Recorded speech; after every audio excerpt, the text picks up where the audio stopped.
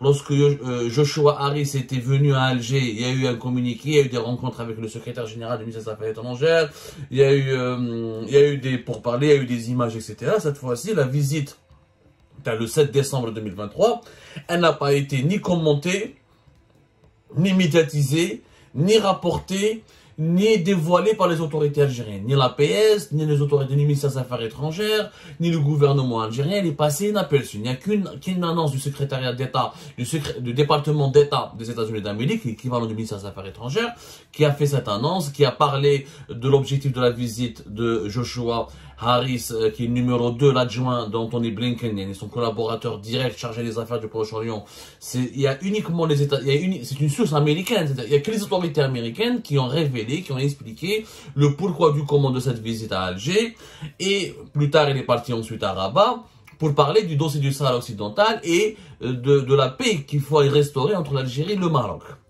Dans l'interview le 9 décembre dernier qui est sur le site internet de l'ambassade des États-Unis d'Amérique, il faut absolument la lire, l'interview.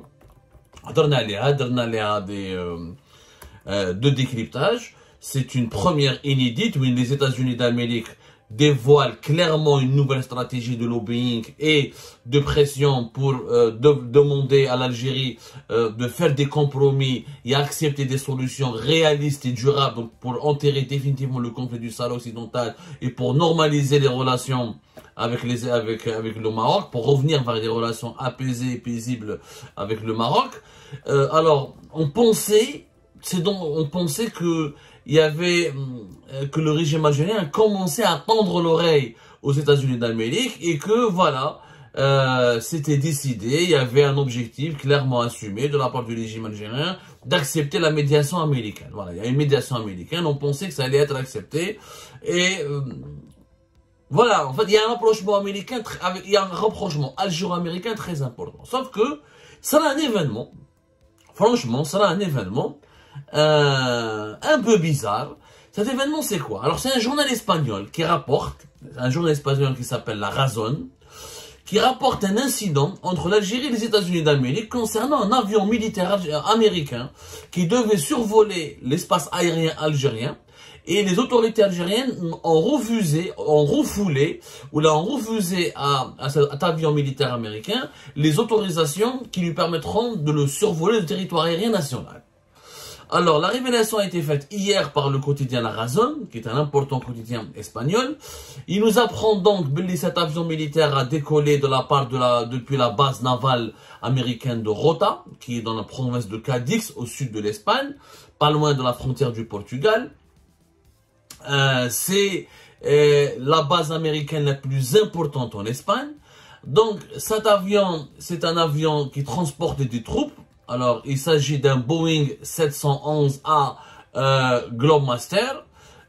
Le plus troublant, c'est que le journal espagnol, il a étayé son article par des extraits, des échanges que cet avion militaire américain a eu, ou là les échanges qu'il a pu avoir avec les tours de contrôle algériens, de la direction de l'aviation civile algérienne.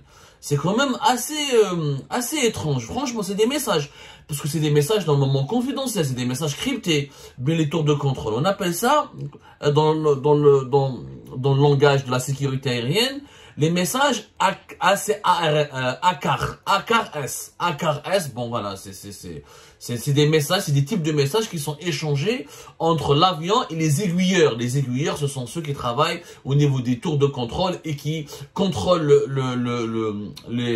comment on appelle ça, les mouvements de la circulation, la circulation des avions dans un espace aérien. Et c'est eux qui indiquent aux avions qui entrent dans l'espace aérien d'un pays ce qu'il faut faire, ce qu'il faut opérer comme mouvement, là où il faut aller. Est-ce qu'ils sont autorisés à continuer leur voyage dans cet espace aérien, comment ils doivent se comporter et quelles sont les consignes qu'ils doivent respecter pour assurer tranquillement leur passage. Voilà, les aiguilleurs du ciel, si vous voulez un petit peu, c'est les policiers du ciel. C'est les policiers de la circulation du ciel. Sauf qu'ils sont beaucoup plus que des policiers, c'est des ingénieurs techniques. Le monde de l'aéronautique nécessite des compétences scientifiques et techniques très pointues. Donc, ce sont eux qui guident les avions.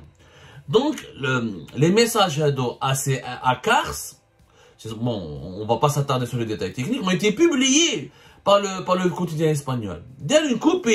Une copie de ce qui a été dit entre cet avion militaire, entre l'équipage du C-17, l'US Air Force, donc les forces aériennes militaires américaines, et les aiguilleurs et les tours de contrôle en Algérie. Cet avion devait donc survoler, il était en train de survoler l'espace aérien algérien du côté d'Oran, donc il était au large des côtes oranaises, et c'est à ce moment-là qu'il y a eu des échanges, et apparemment, d'après en tout cas les messages qui ont été publiés par le quotidien espagnol, les autorités algériennes, les aiguilleurs du ciel en charge de la circulation aérienne au niveau de large de la côte oranaise ont expliqué à cet avion militaire américain qu'il n'était pas le bienvenu, qu'il ne pouvait pas survoler le ciel algérien. Donc l'avion américain a dû faire demi-tour.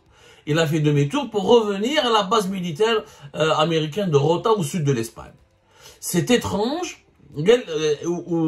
Franchement, c'est avec les messages. C'est la première fois que je vois un média qui publie les conversations, les échanges directs entre, comment on appelle ça, entre un avion militaire qui plus est américain. Ce n'est même pas un avion militaire espagnol. Ça veut dire que c'est les Américains qui ont donné l'information aux Espagnols. Alors, vraiment, c'est une affaire très étrange. Donc, c'est la première fois que nous remarquons une telle information aussi détaillée des preuves. C'est-à-dire que les autorités algériennes ne pourront pas nier avoir refusé d'autoriser le survol de l'espace aérien national à cet avion militaire américain. Parce qu'il y a des preuves encore une fois. Alors, d'après ce quotidien espagnol, il dit cette attitude hostile de l'Algérie envers l'armée américaine s'explique par les déclarations et les prises de position du secrétaire d'État adjoint Joshua Harris sur le Maroc et le Sahara occidental. C'est ce qui a été dit. D'ailleurs, ce que dit le quotidien Hadarazon, il dit que le code des échanges, il y a le code qui a été utilisé lors des échanges entre les autorités de l'aviation civile algérienne et l'équipage de l'avion militaire américain, c'était le mot Joshua Harris. Voilà ce que dit le journal espagnol. Il a dit le mot de passe utilisé entre les tours de contrôle algériennes et l'avion militaire américain était Joshua Harris. Oh, je le mot de passe. Il a dit le journal espagnol, j'ai même le mot de passe.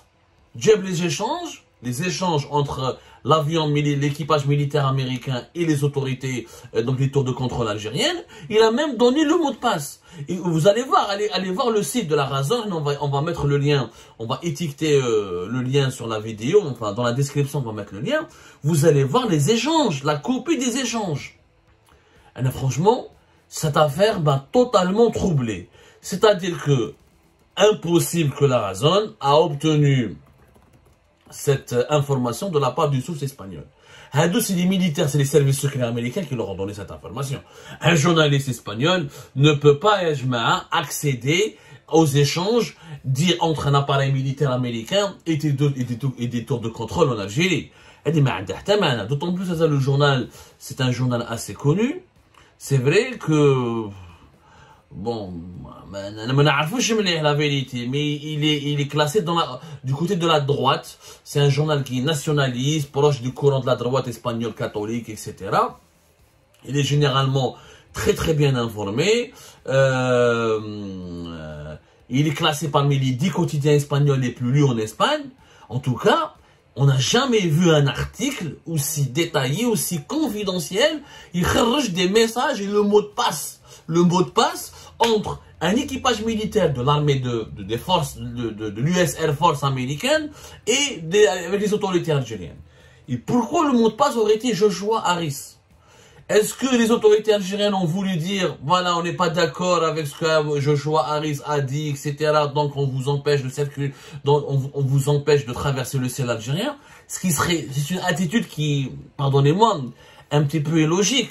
Parce que, et le journal espagnol le dit, depuis le début de la guerre à Gaza, depuis le début de l'agression israélienne contre Gaza, ou depuis le début des violences, depuis le début de l'attaque du Hamas contre Israël, qui a généré ensuite une offensive militaire d'une grande brutalité de la part de l'armée israélienne contre Gaza, et les avions militaires américains traversaient le ciel algérien sans aucun problème. Depuis le 7 octobre, tous les avions militaires qui décollaient de la base de la Rota en Espagne pouvaient traverser le plus normalement possible l'espace aérien algérien. L'Algérie n'a jamais refusé jusque-là aux États-Unis d'Amérique une autorisation du survol de son ciel.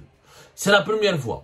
Et c'est pas moi qui le dis, c'est toujours ce journal espagnol. Donc il a été bien briefé par ces sources américaines qui ont voulu médiatiser cette affaire. Cet avion est un avion de transport militaire de long courrier.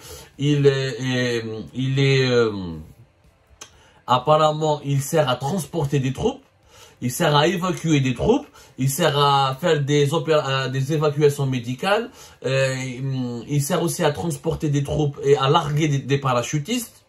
Et il a la capacité aussi de fournir des troupes ou de ramener des fournitures militaires aux bases opérationnelles et aux batailles, aux champs de bataille de l'armée américaine. Donc, est-ce que cet avion... Maintenant, il y a plusieurs thèses. L'Algérie aurait sanctionné les États-Unis d'Amérique en réaction aux propos ou aux déclarations de Joshua Harris. Ce que Joshua Harris a dit dans son interview, il l'a déjà dit certainement aux dirigeants algériens en les regardant droit dans les yeux. Il le dit lui-même dans cette interview que vous pouvez encore une fois retrouver sur le site internet de l'ambassade des États-Unis d'Amérique. Il dit lui-même, nous attendons que les dirigeants algériens, nous voulons que les dirigeants algériens soient honnêtes et directs avec nous. Lui, il a été très direct. Il veut d'une solution durable et réaliste pour le Sahara occidental. Il avantage le plan d'autonomie marocain. Il ne veut pas, les États-Unis d'Amérique ne veulent pas, ne cautionnent pas et refusent que l'option de l'indépendance pour le Sahara occidental. Ils veulent que l'Algérie normalise ses relations avec le Maroc. Ils ne veulent plus d'escalade militaire entre l'Algérie et le Maroc. Ils ont même proposé à l'Algérie une médiation. Ils ont même donné des garanties de sécurité, comme nous l'avons expliqué dans nos 2 précédentes émissions. Des garanties de sécurité à l'Algérie pour lui donner des engagements concernant sa protection contre toute forme d'agression provenant potentiellement d'un adversaire qui menacerait ses intérêts, comme le Maroc, ou les Émirats Arabes Unis, ou Israël. On a tout expliqué, renvoie nos 2 émissions. En ce moment, il y a une entente algéro-américaine qui est quasiment parfaite. Si l'Algérie voulait, par exemple, réagir aux propos de Joshua Harris, pourquoi elle a maintenu le dialogue militaire? Le dialogue sécuritaire et le fameux dialogue militaire qui a été organisé à Washington entre le 4 et le 6 décembre 2023. Récemment. Et l'Algérie négocie pour l'année 2024 la conclusion d'un accord militaire avec les États-Unis d'Amérique.